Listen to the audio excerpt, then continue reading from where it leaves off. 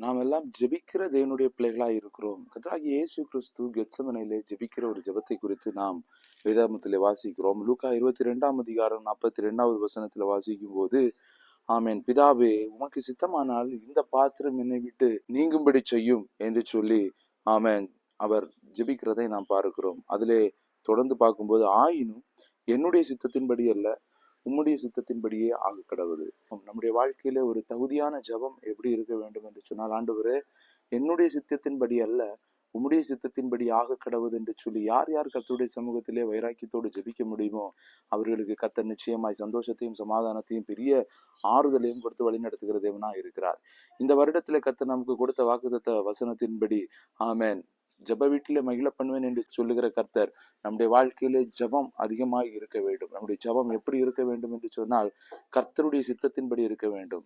நீங்கள் அவருடைய சித்தத்தின்படி எதை கேட்டாலும் அவர் உங்களுக்கு செய்வார் என்பதை அவரை குறித்து நான் வைத்திருக்கிற தைரியம் என்று சொல்லி யோவான் சொல்லுகிறதை போல, நம்முடைய வாழ்க்கையிலே கர்த்தருடைய சித்தத்தின்படி ஆண்டுடைய சமூகத்தில் நாம் ஜெபிப்போம்.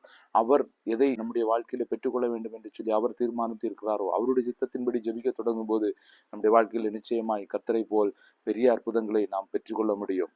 ஆமென். உம்முடைய சித்தத்தின்படி ஆக கடவுது என்று சொல்லி இங்கே இயேசு கிறிஸ்து கேட்ட பொழுது, ஆமென், ஆண்டவர் பிதாவின் சித்தம் என்னவென்று சொன்னால் இந்த பாத்திரத்தை கடந்துதான் செல்ல வேண்டும். இந்த பாத்திரத்தை இயேசுவினிடத்திலிருந்து அதை விலக்க முடியாது என்கிற ஒரு மிகப்பெரிய திட்டம் அவருக்கு இருந்தது. ஆகவே அந்த பாத்திரத்தை தாண்டி செல்வதற்காக, அதை அனுபவிக்கிறதற்காக, அந்த பாடுகளை அனுபவிக்கிறதற்காக தேவதூதனை அனுப்பி அவரை பலப்படுத்தினார் என்று அடுத்த வசனங்களிலே நாம் பார்க்கிறோம்.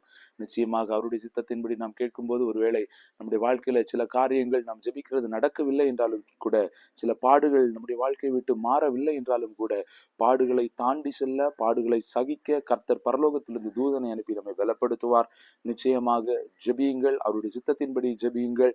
அவர் உங்களை பலப்படுத்தி அநேக காரியங்களிலே உங்களை சந்தோஷப்படுத்துவார். கர்த்தர் உங்களை ஆசீர்வதிப்பாராக.